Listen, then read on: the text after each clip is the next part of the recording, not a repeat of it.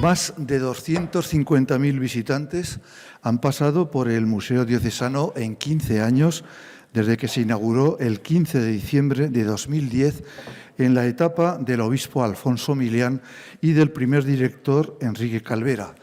De la cifra facilitada ayer aquí mismo en un acto donde se informó de los 15 años del museo, también se dijo por parte de María Puertolas, la subdirectora del museo, que de esa cifra de 250.000 visitantes, 22.500 personas asistieron a presentaciones de libros o conferencias. Es decir, la contribución fue importante y por eso hablamos hoy de 250.000 personas o más. El o más, pongan ustedes las cifras. En este tiempo, también, amigos del museo, ha superado los 600 socios desde su fundación, con Ángel Noguero, que fue su primer presidente. Hoy es Patricia Bravo. Ha sido también una de las cifras conseguidas gracias al interés que despierta este museo y también entre los museos que mayor número de socios tiene. Lógicamente no se puede comparar con Madrid, pero sí con capitales y ciudades muy parecidas. En principio, bueno, ya hay razones para justificar que el Museo Diocesano Barbastro Monzón esté entre los 12 finalistas a la mejor experiencia turística de Aragón gracias a la iniciativa titulada El Sillón del Arte. Hoy precisamente se conocerá, igual estamos contándolo y no podemos celebrarlo, entre otras cosas porque no se sabe, pero hoy se fallará y mañana lo sabremos, o tal vez antes. Se justifica el museo como espacio de riqueza cultural elegido por autores como Sol Otto, en este caso, para presentar la segunda novela titulada La mujer de Marcos, tras la estela exitosa que ya tuvo la anterior, La vida de Ángela, que deja abierta pues, la posibilidad de una trilogía protagonizada por mujeres. Eso no lo decimos nosotros, lo cuenta hoy en una entrevista publicada por el Diario del Alto Aragón. Sol no descarta esa trilogía y, hombre, la verdad es que si las dos primeras novelas recientes han tenido éxito, una ya lo ha tenido y la otra lo tendrá seguramente, pues ¿por qué no la tercera novela, Sol? Bueno, La mujer de Marcos es un encanto y el contenido una delicia, gracias a la autora que ha escrito una novela para disfrutar de su lectura en el sillón de casa y ya que hablamos de sillones, el del museo, también sillones hay en las casas, en casi todas, por no decir que en todas. Entre otras cosas porque es muy cómodo leer una novela sentado en un sillón. La novela, publicada por Pregunta Ediciones, que se presenta hoy por iniciativa de Librería Castellón, completa también un año cargado de actividades. Es una novela propia de Sol Otto, que la ha escrito con el doble objetivo de emocionar y entretener a los lectores.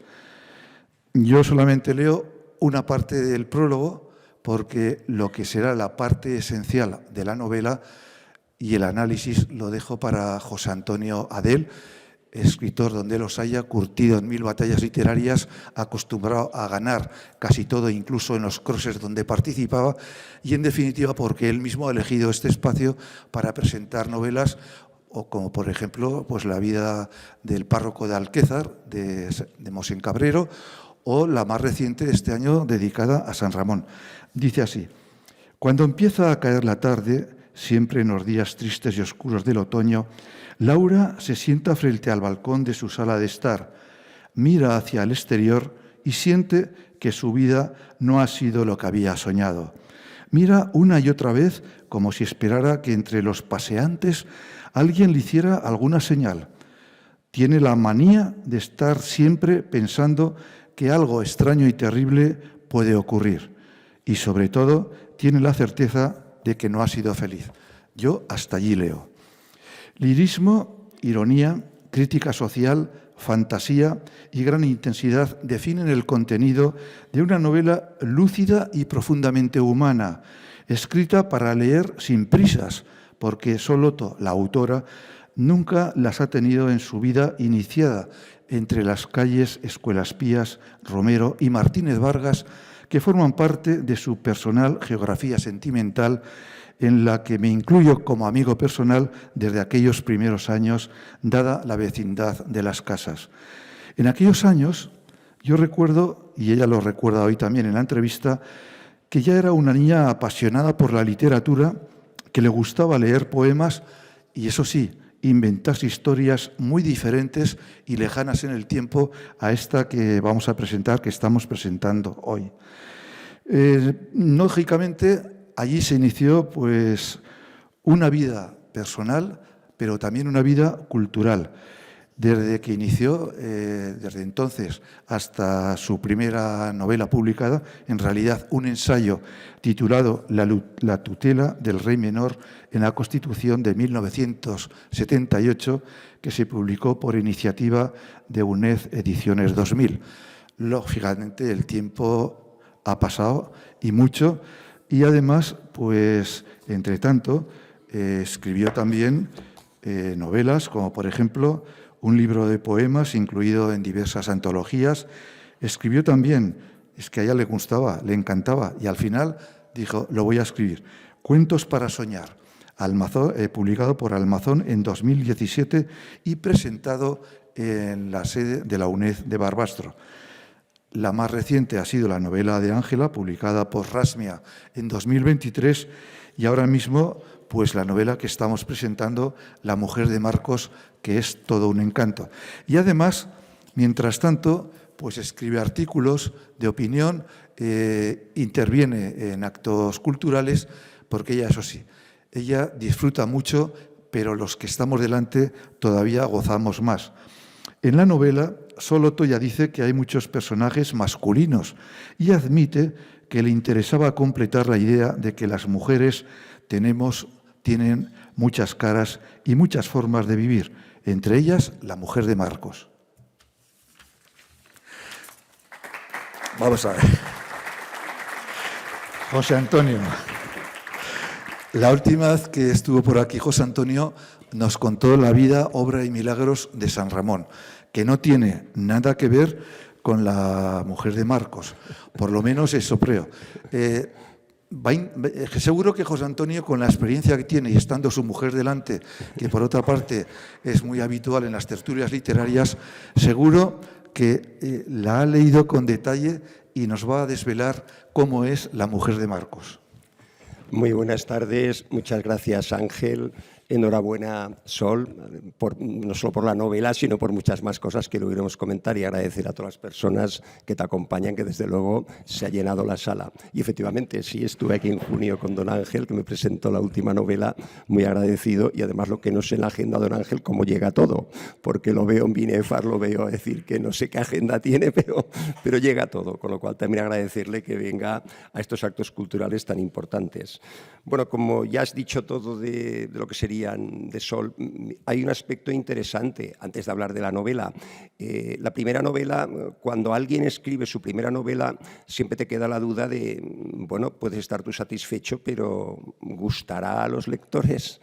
Y Soloto, yo recuerdo cuando hace 2 años se presentó aquí su novela, su primera novela, La vida de Ángela, y bueno, hay que ver el recorrido que ha tenido esa novela. Yo la he visto en cantidad de grupos de lectura, la verdad que las personas que he comentado les ha encantado también esa novela.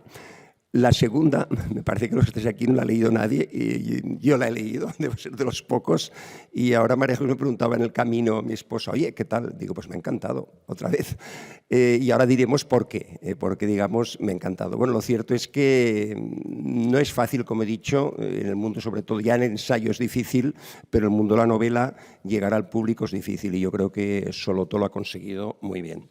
Bueno, a mí como me gusta hablar del libro, pero también los aspectos formales del libro, no solamente de luego de las páginas y de lo que nos quiere transmitir el escritor. En primer lugar, me parece una edición estupenda. La editorial Pregunta ciertamente los libros que saca y me encantan. La portada, Óscar San Martín, una portada también muy sugerente. Y eso que ahora, con la inteligencia artificial, digo, me gustaría, por ejemplo, la vida de Ángela, pones ahí Ángela, o aquí Laura, que es la mujer de Marcos, pones los datos de la inteligencia artificial y te sacan enseguida lo que correspondería a Laura o a Marcos, ¿no? Bien, pero el diseño, estupendo. Y también me fijo hasta en las dedicatorias, que la primera, ella decía, a mis padres que siguen conmigo, a Carlos siempre. La segunda novela, a Carlos siempre a mi lado. Bueno, yo antes de conocer a Sol conocí a Carlos muchos años, porque, bueno, él estaba, como sabéis, durante mucho tiempo como director de la UNED y yo estaba entonces como director del Centro de Profesores y colaboramos en cantidad de aspectos, con lo cual, bueno, luego conocí a su esposa, a Sol. Bien, voy ahora un poco a la estructuración temporal de la novela. Es cierto que hay escritores que empiezan a lanzar capítulos que a veces cuesta hilarlos, pero ella lo tiene muy bien estructurado. Si en la vida de Ángela eran 2 semanas de una mujer en diferentes momentos de su vida, aquí tenemos solamente 1 año de recorrido. Es decir, empieza en otoño y terminará en el verano del año siguiente. Y además es el año 21 y 22. Y si os acordáis, estábamos en, vamos a llamarla, pospandemia. Todavía aquellos momentos que nos encerraban en casa, que ya podíamos salir, que la mascarilla. Bueno, pues efectivamente es 1 año en la vida de una mujer y con todo lo que le va a ocurrir durante 1 año. Los escenarios son escenarios de la tierra, parece Huesca, parece su casa, el parque, Zaragoza, el piso, el Corte Inglés, el Pilar. Aparecen también escenarios del Somontano, por supuesto, una estancia de unas amigas que están en Rodellar, y bueno, con lo bucólico que es estos días de Navidad, y 3 amigas que bueno, pues van ahí a contarse parte de lo que es su vida, y ellas se conocen, pero de alguna manera que también supone un escape para ellas. Para mí tiene un gran valor por muchos aspectos. Uno, porque las descripciones son muy elaboradas. Yo lo veo como un libro escrito a fuego lento. Dicen que el buen guiso, la buena cocina es a fuego lento. Pues se ha hecho esto con paciencia, y eso que no sé los hábitos de escritura que tiene Sol, pero me da la sensación que ha sido dejándolo reposar, volviendo a él, se le ha dado muchas vueltas. Lo cierto es que cuando lo lees, su estilo, las construcciones literarias que emplea, el saber cargar de poesía las frases, cómo fluyen las metáforas. Es cierto que he visto que los párrafos no son tan largos como en el primero, y aquí hay mucho más diálogo. Es decir, que en eso sí que cambia con la primera novela. Es decir, aparece mucho más diálogo, pero diálogos también cargados de emoción.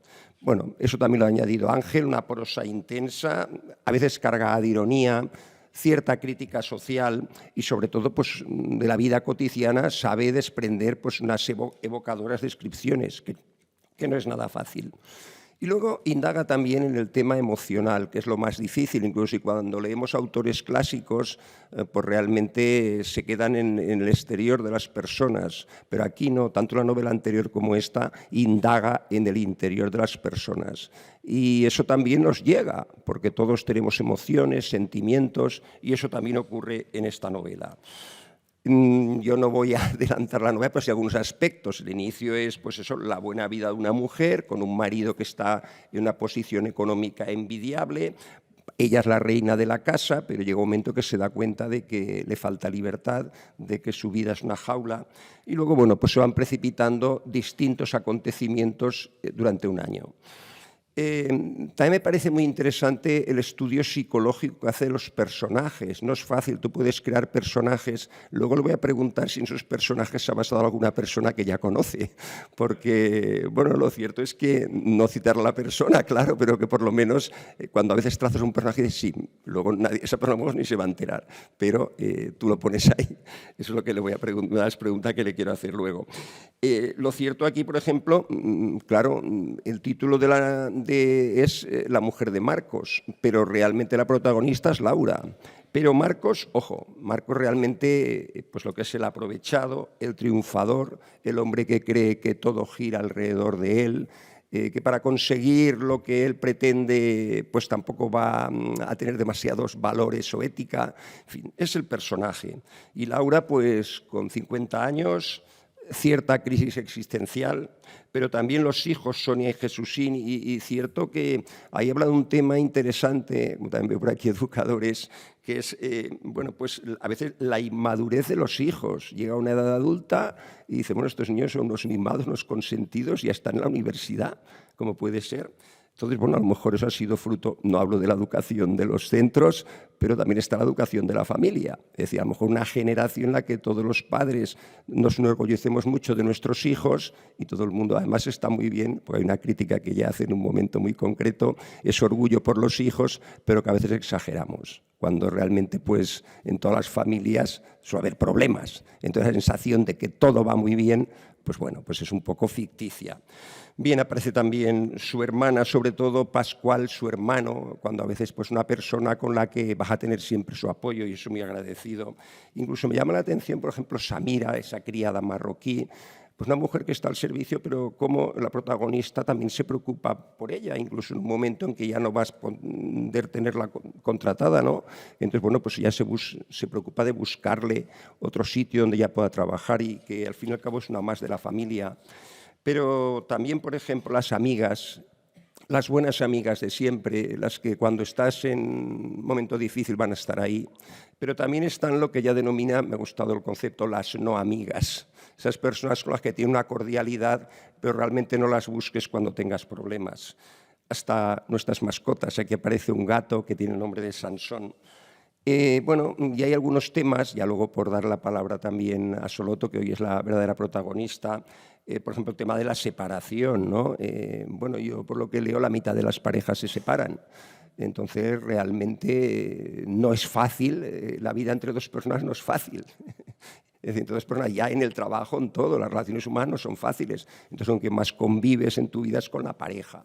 Y bueno, pues la relación puede ser buena, pero también puede haber momentos de conflicto. Y el que la mitad de las parejas se hayan separado, pues lógicamente supone que a veces los conflictos afloran y bueno, hay personas que deciden pues cambiar de aires o tomar otra decisión. Bueno, pues está ahí muy presente. Y sí que quiero leer un párrafo que me ha llamado la atención. Dice, eso piensa Laura, pero no dice nada, porque cada cual lleva su cruz en este particular, la que no tiene una hija emparejada sin ánimo de pasar por la vicaría, sin ánimo siquiera de pasar por el juzgado, el ayuntamiento la tiene separada o divorciada. Así que Laura se abstiene de hacer comentarios, aunque ya está hasta el moño de oír las maravillas filipinas de parientes y adláteres.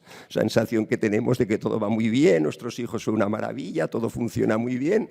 Bueno, pues sí, funciona muy bien, pero vamos a ser un poquito más humildes, ¿no?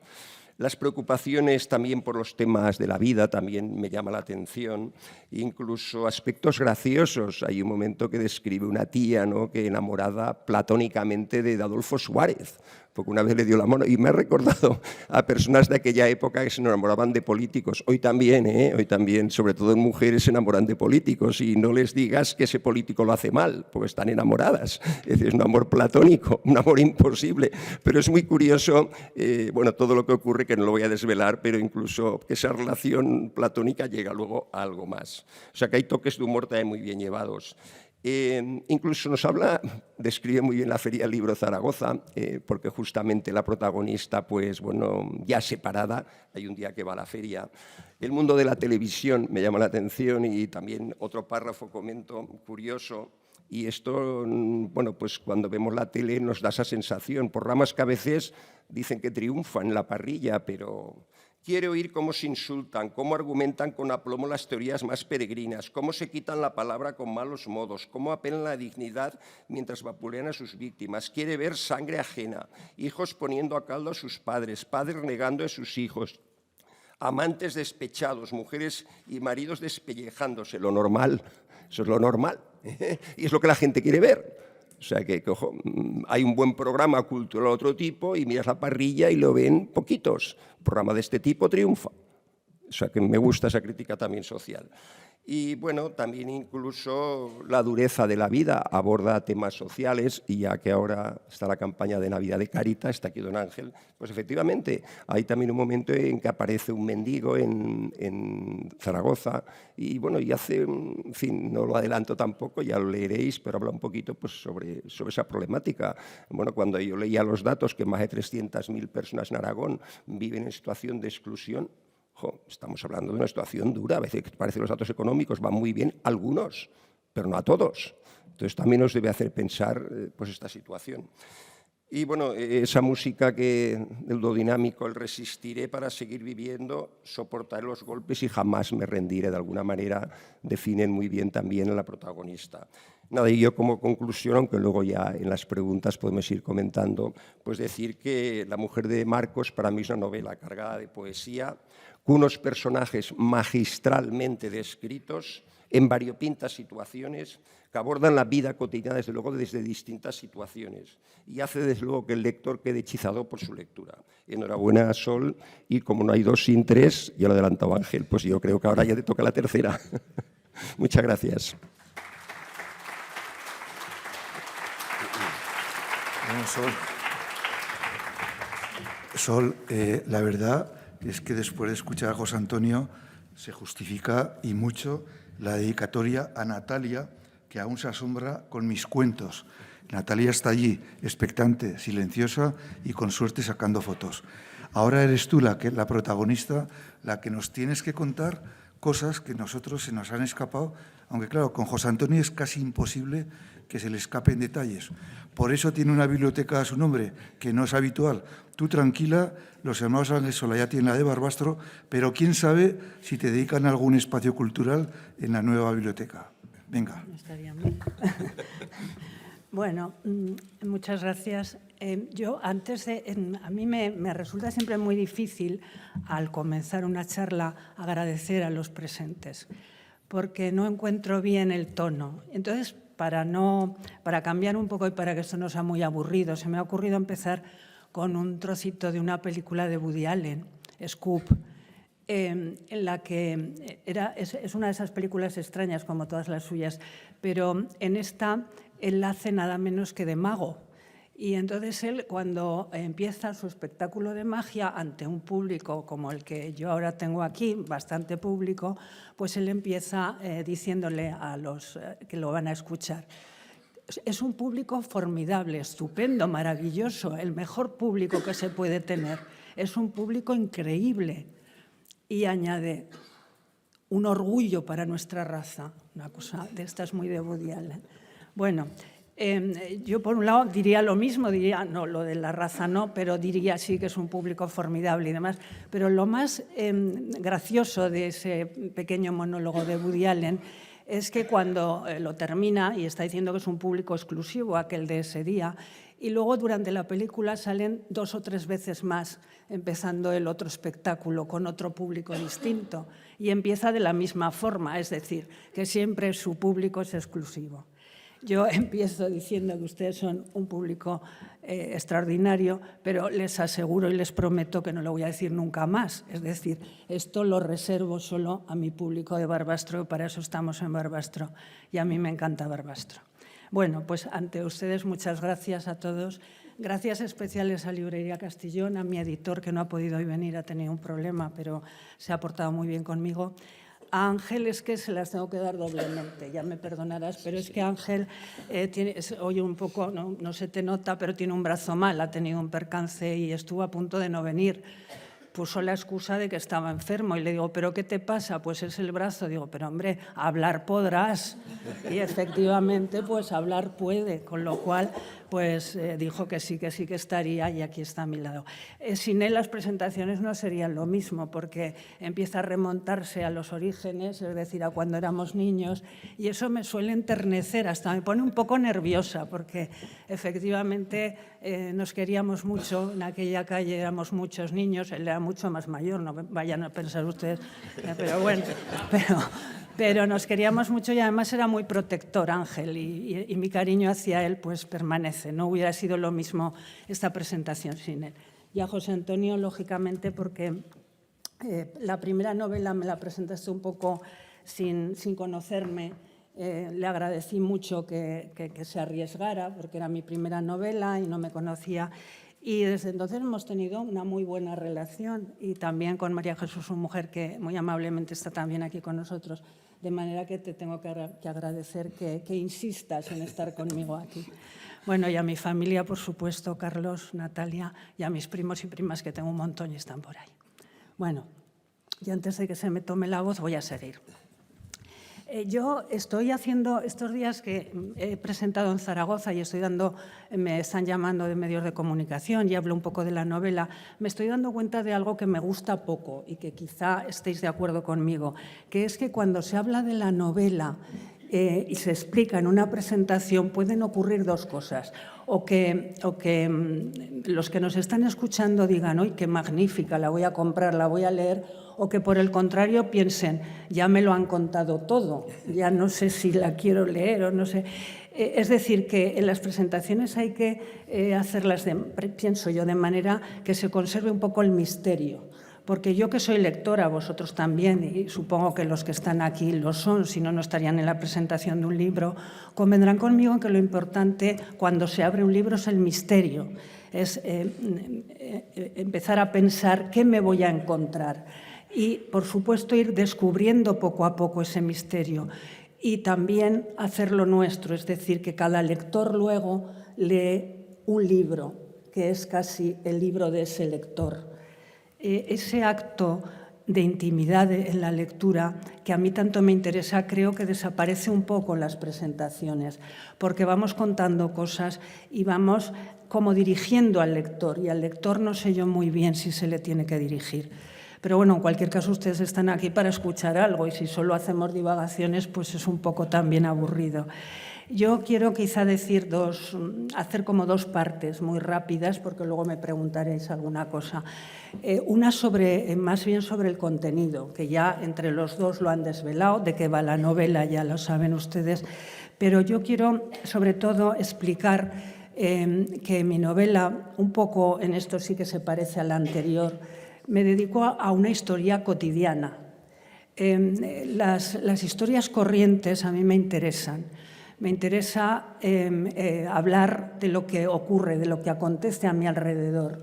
Me parece que esas historias bien llevadas son muy interesantes. No me quiero ir a lugares extraños ni lejanos, sino me quiero quedar en mi tierra y hablar de cosas que importan y de personajes con los que nos podemos sentir más o menos identificados. Lo hice antes, lo he hecho ahora y supongo que ese va a ser mi modo de escribir, por lo menos a corto plazo. Y en ese sentido, yo tengo un cariño especial a ciertos autores, por ejemplo, Delibes, Carmen Martín Gaite, también, de otra manera, Zorín, que se han dedicado mucho a utilizar este género de novela desde esas historias, que se podrían llamar historias mínimas. Hay ahora una escritora, Elizabeth Strong, a la que denominan, esta escritora es americana, es más o menos de mi edad, pero desde luego esa sí que ha escrito. Y esta escritora la llaman la escritora de la gente corriente. Cuando lo leí dije, hombre, me hubiera encantado que a mí me llamaran eso, pero luego pensé, no sé si me hubiera gustado tanto, porque la palabra corriente tiene un cierto halo negativo, quizá, en el sentido de que parece algo vulgar, y eso, o sea, de que puede equivaler a vulgar. Y no pienso en ese sentido de la palabra corriente, sino más bien en el sentido de cotidiano, de algo que nos es próximo, que nos es cercano, con lo que nos podemos identificar. Y ese tipo de escritura es el que a mí me interesa y es el que yo creo que he plasmado en esta novela. Y luego quería también comentarle, ya saliendo y yéndome más a la forma que ha hablado un poco José Antonio, esta novela tiene 4 partes, 4 capítulos, son las 4 estaciones del año, y la protagonista un poco va cambiando según cambian las estaciones. Me interesaba hacer esto, el conectar de una manera simbólica la naturaleza con el personaje, con la persona que está contándonos su historia. Y luego cada uno de esos 4 capítulos tiene 12 apartados. ¿Por qué he hecho esto? ¿Por qué 12 y no más? Podían haber sido más, pero me cuadraba así bastante bien. Porque he pensado en esas novelas por entregas que hubo hace mucho tiempo, en el que precisamente los sueltos eran muy cortitos. Con la idea, he pensado ahora, con la idea de que como tenemos poco tiempo, no se nos hiciera muy larga, es decir, que la lectura fuera ágil, y me ha parecido que esa era una fórmula, ¿no? Y luego, sobre la forma, les quería decir que a mí me interesa el lenguaje claro, el lenguaje preciso. En esto sí que yo soy un poco exagerada, quizá. No me gusta lo rimbombante, no me gustan los circunloquios, no me gusta dar vueltas, no me gusta molestar al lector, que tenga que discurrir qué le quiero decir, qué quiero decir. Lo que quiero es que el lector entienda directamente lo que yo quiero decirle. Aunque es verdad que hay una segunda lectura siempre en lo que yo escribo. La lectura primera es quizá lo que se ve y la lectura segunda lo que hay por detrás, lo que has dicho tú del interior y también lo que rodea al personaje, lo social que tiene por alrededor, dónde está encuadrado ese personaje. Respecto de la claridad, y por citar algún argumento de autoridad, Machado decía, poniéndolo en boca de Juan de Mairena, decía: si tu pensamiento es naturalmente limpio, claro, si no es oscuro, ¿por qué lo enturbias? ¿Por qué al escribir enturbias ese pensamiento? Además, la palabra enturbias me parece preciosa. No volví a decir oscurece, sino enturbias. Y Camus decía también, que esto me gusta más, los escritores que escriben de una manera clara tienen lectores. Los que lo hacen de una manera oscura tienen comentaristas. Parece también algo interesante. Este último congreso de la lengua en Arequipa se trató precisamente del lenguaje claro y hubo unas ponencias interesantes en este sentido. Se habló allí de ciertos autores, de Hemingway, de Borges. Y de Borges, por ejemplo, se decía que llegó a tal grado de resumir, de destilar las palabras, de destilar el lenguaje, llegó a tal extremo que sus últimas novelas eran más bien resúmenes de novelas que novelas en sí. De manera que la reivindicación del lenguaje claro es algo que yo sostengo y sostendré y que les traslado a ustedes, porque esta novela es muy fácil de leer. Se lee, yo creo, con cariño también, porque nos sentimos identificados con las personas, pero también con el lenguaje. Y a mí eso me parece fundamental, que el lenguaje nos llegue, nos llene, nos haga ver que eso es parte de nosotros y que no estamos ante una obra de un autor que no ha tenido en cuenta a quién va dirigido. Bueno, eso es lo fundamental que yo he querido contaros de la forma de escribir. Respecto de qué va, pues lo has contado muy bien y no voy a decir nada más. Pero bueno, ahora voy a contestar a todo lo que me preguntéis, más concretamente vosotros. Bueno, si te sirve de consuelo o de referencia, que es más importante que el consuelo, me ha charrado Víctor Castillón que Pregunta Ediciones abrió el año 2025 en Barbastro, aquí, la presentación de una novela en este mismo espacio que va a ser, al final del año, va a estar entre las más vendidas. Te lo digo porque la tuya se presenta al final, pero queda un año por delante. También es verdad que tú en 4 días te pasó con La vida de Ángela, que la vendiste enseguida, y te puede pasar, seguro, con La mujer de Marcos. Cuéntanos, ahora ya interviene un poco el periodista más que el amigo, ¿por qué escribiste esta novela? ¿Qué te animó? ¿Pensaste que sería la continuación de la anterior, de Ángela? ¿Pensaste ya en esa trilogía que has dejado entrever? Los estilos son muy parecidos, lo ha descrito muy bien José Antonio, pero ¿por qué te animaste a escribir esta novela? Eso sí, sin prisas, teniendo un buen sillón y una buena biblioteca al lado y sin que nadie te encorriera. Vale, sí, yo creo que la idea de escribir esta novela, si tiene interés la pregunta de Ángel, es hacer algo completamente diferente a lo anterior. Porque en La vida de Ángela era una mujer decidida, activa, y esta es una mujer que se acomoda, es una mujer que tiene una vida eso, muy, muy cómoda y que no hace nada al principio, ¿no? O sea, es decir, si estuviéramos en teatro sería, si Ángela fuera la protagonista, la mujer de Marcos sería la antagonista. No en vano el título lo dice todo, la mujer de, lo importante no es ella. Pero lo que yo quería resaltar es que hay muchos tipos de mujeres. A mí me molesta en cierto modo que últimamente parece que se habla de un tipo de mujer y que todas tenemos que ser ese tipo de mujer. Y yo creo que hay muchos tipos de mujeres y me interesaba relatar otro tipo de mujer. Pero que de todos modos ustedes no crean que yo dejo que la mujer de Marcos acabe siendo una comodona, sino que luego más o menos la rescato.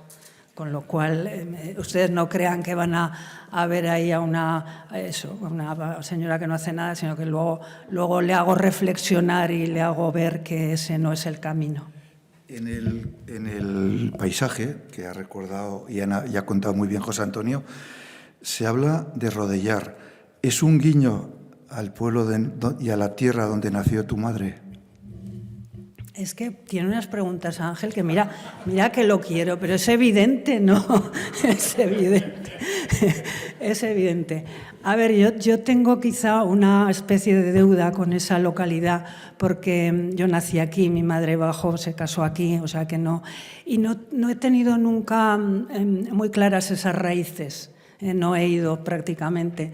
Y sin embargo le tengo un cariño especial. Entonces me ha servido pues un poco para vivir un poco allí sin estar, ¿no? Lo he metido en mi novela, me ha parecido algo que, no una deuda de gratitud con nadie, sino, pues hombre, si tengo que meter, que quería meter algo de la montaña, pues qué mejor montaña que la Sierra de Guara, ¿no? O sea que sí. Bueno, como has nombrado toda una serie de autores clásicos, a mí la verdad que cuando leí la primera novela me acordé de 5 horas con Mario, de Miguel Delibes, porque tu estilo en algunos momentos me parecía muy similar, y con lo cual, y dices muy bien cuando hablas de tantos autores, incluso, fíjate, a veces premios Nobel, Cela, cuando uno lee a Cela, pues esas frases cortas, ahí no hay estudio de personajes, pero digo, nada si lees a Saramago.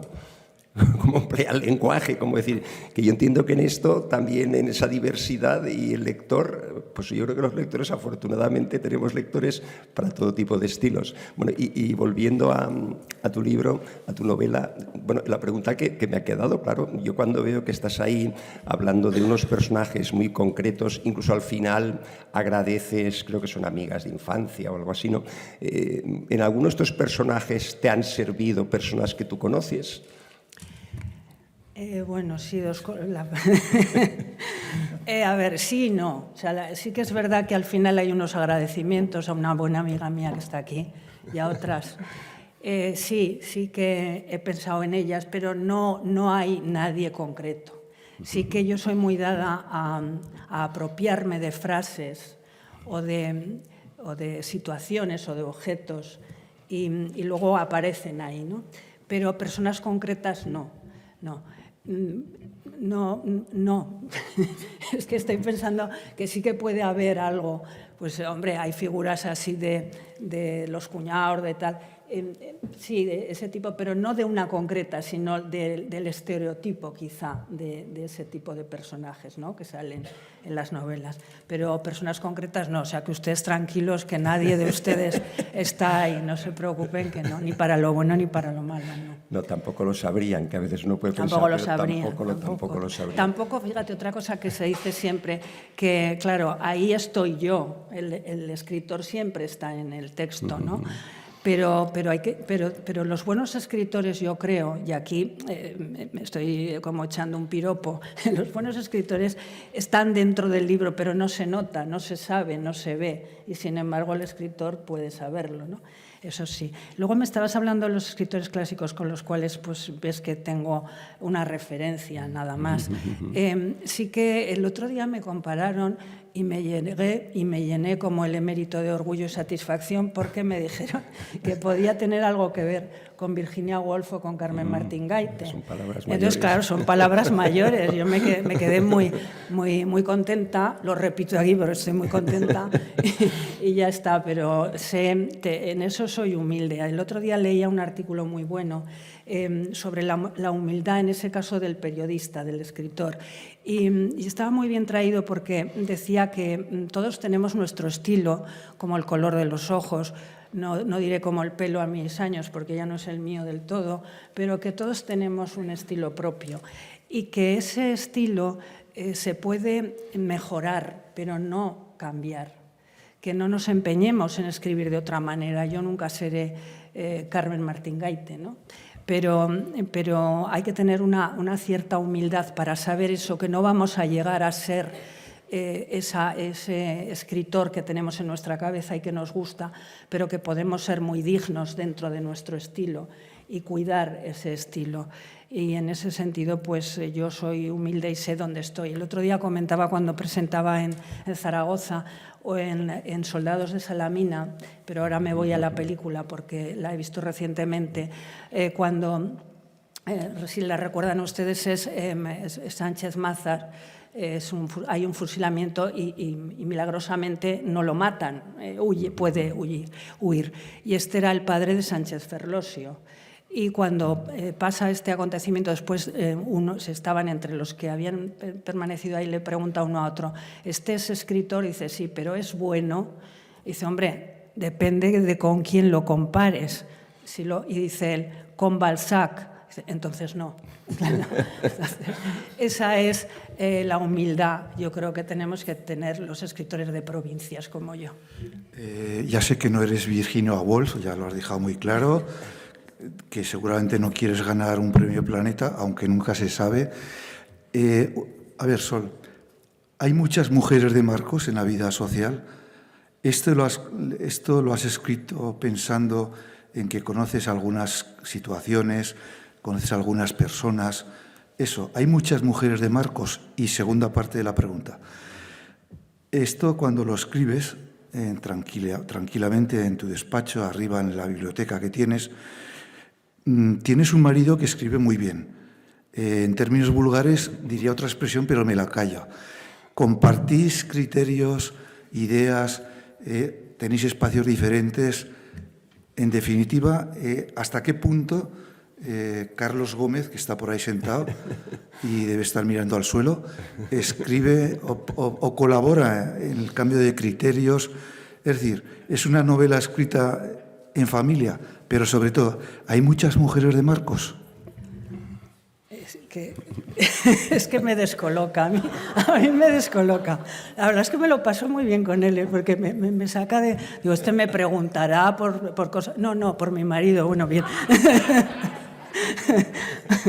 Vale, a ver, tenemos... a los dos nos gusta leer, a los dos nos gusta escribir, pero nuestros estilos son muy diferentes. Y desde luego yo, que soy una mujer dubitativa en toda mi vida, en todo, en lo de escribir no, lo cual quiere decir que no me dejo aconsejar. No me dejo, y lo dijo sin acritud, no me dejo aconsejar.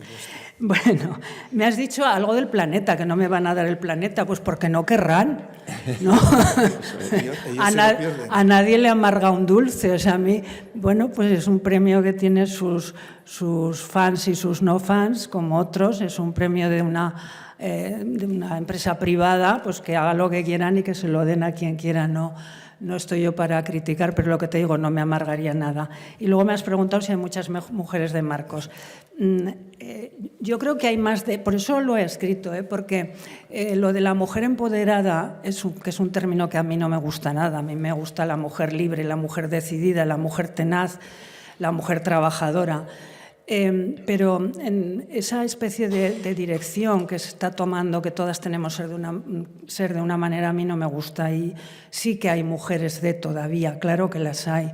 Otra cosa es que disimulan y tienen muchas actividades y hacen muchas cosas, pero sigue habiendo mujeres y luego a lo mejor son las que más quieren hablar de lo del empoderamiento, y las que más presumen, pero sigue habiendo mujeres En cualquier caso, ya les digo que esta no es una típica mujer porque cambia, porque yo la pongo en su sitio. O sea que... ¿Tú tampoco eres mujer de...? No. ¿Tú crees que yo soy mujer de o qué? No. Bueno, como aquí nos conocemos todos, yo he trabajado desde los 11 años nada menos, o sea que me considero que no soy mujer de. Ni me hubiera gustado ser mujer de también. No, se lo aseguro a todos ustedes. Yo desde que la conozco, hombre, sé que está casada con Carlos Gómez, pero eso de mujer de no va con ella. Vale. No. Luego lo arregla. Primero hace estas cosas raras, luego lo arregla. A ver, José Antonio. Sí, bueno, es curioso también lo de mujer de... nada, yo, un paréntesis solo, por ejemplo, en Binefar, en Pueblo, pues hasta 35, 40 años, ahí me dice, mira, el marido de María Jesús, pues dio clase a la mayor parte del pueblo, como profesora de música, de primera. Entonces, claro, en otro momento a lo mejor de a mí la mujer de... Claro, también depende del personaje, ¿verdad?, en qué contexto, o sea que, bueno, imagino que aquí es algo parecido. Bueno, en lo que comentabais también de los libros, es cierto, yo cuando hacía atletismo recuerdo que había unas marcas, un ranking, y digo, bueno, en el mundo literario esto no ocurrirá, pero sí, ocurre. Hay libros más vendidos, hay premios literarios, bueno, es así la cosa. También es verdad que la reflexión, como muy bien dices, y yo también me encuentro en la misma situación, es decir, bueno, pues hay una serie de escritores que estamos, pues vamos a suponer, en la región, ¿no? Hay otros que ya están en plan internacional, nacional. Bueno, pero también hay personas que dicen, a mí este libro me ha gustado. Y hay libros, y al final, en tu vida, lo que vas viendo que hay una serie de libros que esos son libros ya para siempre, que te han marcado. Y a lo mejor no son de grandes autores. Yo creo que también los libros tienen ese valor, ¿no?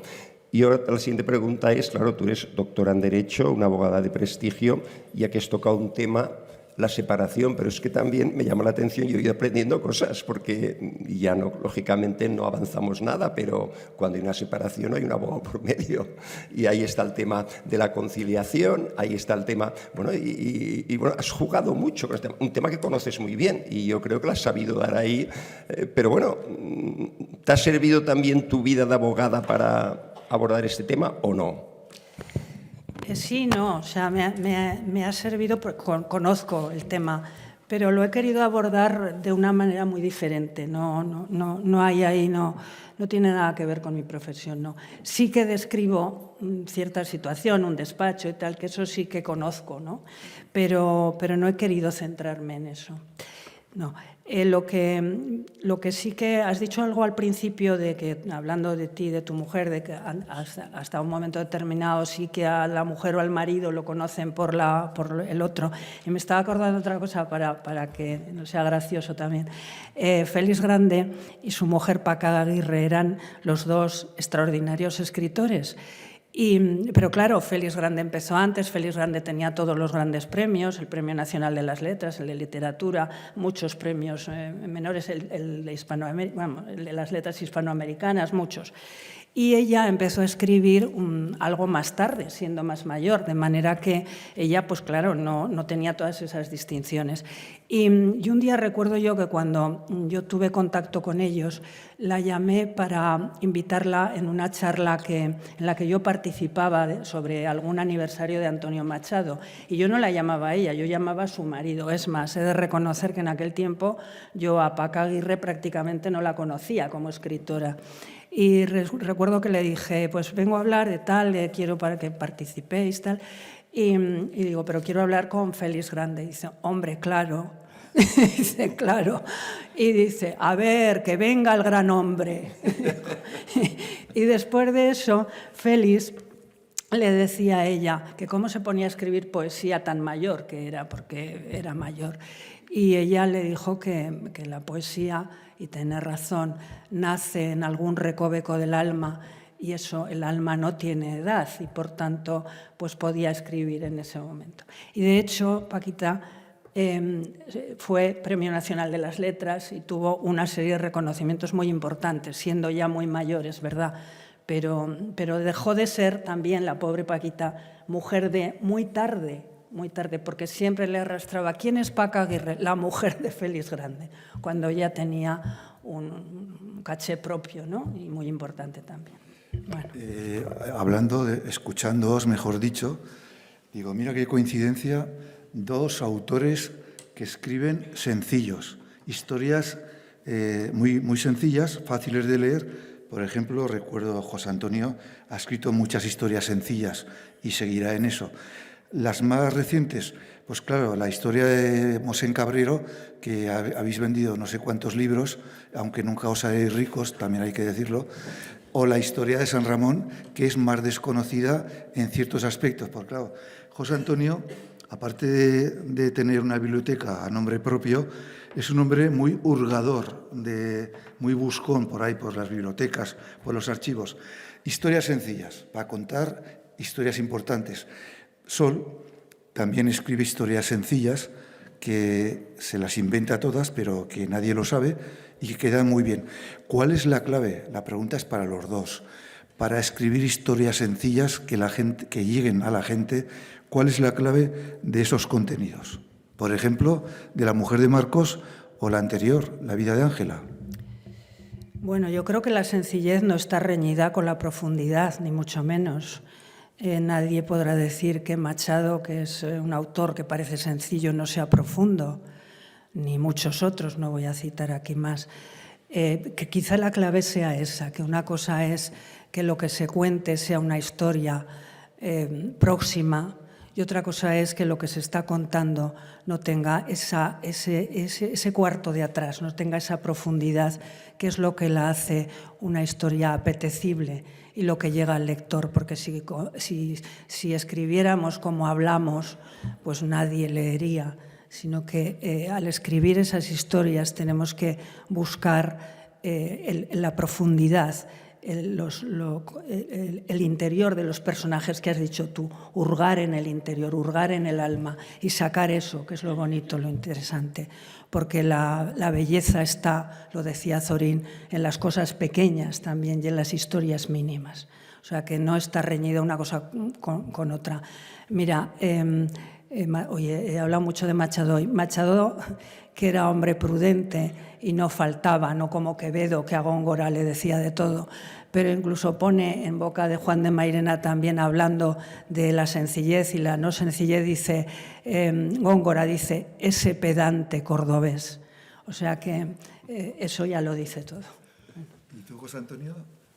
Bien, el paso del ensayo a la novela para mí supuso un cambio muy fuerte. Claro, primera novela, El último templario de Aragón, tampoco esperaba yo que tuviera la aceptación que tuvo, con todas mis dudas, porque era una novela muy específica, un tema muy concreto. Claro, yo también, aparte de la sencillez, pero también buscaba que hubiera mucha acción. Yo entendía que en aquel momento el lector de ese tipo de novela histórica también quería algo de acción. Y es verdad, no podía tampoco desviarme, porque en mi clase, cuando es creación literaria, como haces tú, Sol, a lo mejor es un poco más abierto, es más difícil porque las descripciones están más elaboradas. Pero claro, en el caso de la novela histórica tienes unos paradigmas que te marcan. Es decir, unos espacios, unos tiempos, unos personajes, eso es sagrado, porque los lectores son muy hábiles y al momento puede decir uno, oye, que pusiste tal año, o sea, que la gente, con lo cual tiene que ser muy cuidadoso, ¿no? Pero bueno, a pesar de ello, pasan cosas extrañas en el mundo de la literatura, ¿no? Por ejemplo, cuando me has nombrado el libro de José María Cabrero, que por cierto está hospitalizado, debo decir, ya que ahí tiene buenos amigos, María Antonio Cosco y yo todos sois buenos amigos de él, pues está pasando un proceso un poco delicado, pues decirlo también. Bien, pues, ¿quién iba a decirme que un libro de un párroco de pueblo, que lleva 22 pueblos, oye, pues efectivamente estuvo entre los libros más vendidos, pueblo que íbamos la sala llena, cosas extrañas, y a lo mejor otras novelas que esperabas que tuvieran más salida, a lo mejor no han tenido la misma aceptación. Y bueno, y ya lo uno esto para hacer una pregunta a Sol. Me encanta cómo describe. Lo cierto es que para un autor es difícil, es decir, tú estás escribiendo, lógicamente lo podemos escribir como hablamos, pero el de escribir es difícil. A mí a veces me resulta difícil. Y yo creo que ella hace unas descripciones de aspectos de la vida cotidiana magníficas. Entonces, bueno, me gustaría saber, es decir, cómo en tu trabajo elaboras, es decir, tú haces una primera descripción, vuelves a ello, corriges, porque la verdad que me encanta sobre todo todo el tipo de descripciones que hay a lo largo de esta novela y de la anterior. Bueno, yo digo que no sé si sé escribir, pero sí que tengo buen oído. Entonces yo creo que en las descripciones es importante la observación y soy observadora, tengo buen oído y soy observadora. Eso creo que es fundamental para escribir. Y luego lo de corregir o no, sí, yo pues, estaba pensando ahora un poco el arranque, la primera página no sé cuántas veces le he dado vueltas, ¿eh? O sea que parece que no hay trabajo, María Jesús que también escribe lo sabe, parece que no hay trabajo pero en las novelas y en lo que se escribe, pero hay mucho trabajo. Entonces sí que lo hago, corregir, volver. Chirves, por ejemplo, que he leído ahora sus diarios, dice que lo importante no es escribir, sino limpiar lo escrito, dejarlo limpio, de verdad. Así que sí, los mejores escritores son unos grandes limpiadores, saben limpiar muy bien. Eso es fundamental. No quedarse con la primera idea, no quedarse con la primera descripción, sino seguir, buscar y no ser cómodos en esos, no acomodarse enseguida. Eso creo que es por lo menos lo que a mí me funciona. Bueno, pienso, José Antonio y Sol, que la gente tiene derecho a opinar y a preguntar. Ian, que abrimos ese espacio, pero la última pregunta por mi parte al menos. ¿Qué sensación tienes a nivel personal de estar presentando tu segunda novela, la primera también, en un espacio como el Museo Diocesano Barbastro Monzón, por el que han pasado, pues ya lo hemos dicho, 250.000 personas en 15 años? Claro, esto no hubiera sido posible en aquel antiguo palacio que teníamos, donde, bueno, pues no era posible simplemente. ¿Qué sensación tienes? Pero eso, dilo, ya sé que está el obispo y que dirás, bueno, pues voy a quedar bien con el obispo. No, tienes que quedar bien o no quedar bien con nadie o con todos. ¿Qué sensación tengo de las 250.000 personas? Pues que vinieran aquí y me compraran el libro, fíjate. Yo es que soy hija de comerciantes, ya lo saben ustedes. Bueno, pues es una satisfacción estar aquí. Fíjate, lo presenté en Zaragoza el otro día y hace poco estuve en una presentación que decían, hoy presento aquí y es el bautizo. Y yo no lo he bautizado en Barbastro, lo bauticé en Zaragoza, pero como estaba en un sitio que no tenía nada que ver con la iglesia, pues no considero que eso fuera un bautizo, o sea que hoy lo bautizamos y don Ángel está aquí presente y da su bendición, o sea que no, este libro no puede salir mal. Y eso que está don Ángel y no están unos sacerdotes muy amigos míos que hoy ha hecho una contraprogramación y están asistiendo a sus deberes porque hay pocos sacerdotes. Tristemente, o sea que, aunque no están, les agradezco que han querido estar, pero su jefe no les ha podido dejar, no es que no les haya querido dejar. Bueno, la culpa la tiene el Adviento, pero Advientos aparte, ¿hay alguna pregunta interesada o no para Sol? Iba a decir, se me iba a escapar el nombre de toda la vida, Marisol, pero para, me estoy frenando todo el rato. ¿Hay alguna pregunta para la autora de La mujer de Marcos? Sí quería comentarte, no es una pregunta, sino agradecerte la generosidad con la que siempre tratas, pues en este caso, a los amigos. Yo te llamé para que vinieras a un grupo de lectura a San Esteban, que lo coordino, y estabas allí. También para hacer una videollamada a Minefar fue complicado aquello en el aspecto tecnológico y allí estabas. El otro día cuando dimos un recital, Poetas bajo las estrellas, que también está por aquí Antonio Raya, que pertenece al mismo grupo, estabas ahí en la UNED. Es decir, que bueno, esa generosidad que demuestras cuando se te pide algo es muy de agradecer. Y desde luego, en cuanto al libro, no lo he leído, pero es verdad, cuando veníamos le preguntábamos, pero cuéntame. Dice, a mí es que me ha encantado. Digo, pues sí, una razón más para leerlo y para contar contigo en esos grupos de lectura. Así es que muchísimas gracias. Muchas gracias. Y de antemano, Sol. Muchas gracias. No es una pregunta, es un agradecimiento. Y es que es de bien nacido ser agradecido. Yo estoy muy agradecida a todos los grupos de lectura y a todos los lectores, porque efectivamente he tenido la suerte de contar con muchos y espero seguir contando. Muchas gracias. Antes de que se me olvide, me ha mandado un WhatsApp Inés Plana, que también es vecina del barrio de Barbastro, no solamente para que te desee suerte, sino porque tiene muchas ganas e interés en leer algo sobre la mujer de Marcos. Ella presentará su libro en Barbastro, creo que es en febrero, pero bueno, no quita para que una barbastense muy conocida como es Inés Plana recuerde a otra que es tan conocida como Inés Plana. Y ahora, ¿hay alguna pregunta más o la dejamos que firme todos los ejemplares posibles? Que ojo, que es lo que quiere por otra parte. Es que ya no... ¿Qué hago con Ángel? ¿Qué hago? Pues muchas gracias a José Antonio Adel, que nos ha acompañado y nos ha contado historias, pero además nos ha adelantado aspectos de contenido de La mujer de Marcos, y él como autor, como buen autor, por cierto, ha dicho, hasta aquí puedo contar, más para los lectores. Así, muchas gracias también por invitarme, por rescatarme de estos días que estoy, no diré inválido, pero tampoco inútil, pero tengo la mano derecha que no sirve para nada. Entonces, muchas gracias por eso, por invitarnos. Y ahora sí, ahora ya, Soloto para ustedes. Y también La mujer de Marcos bajo el brazo.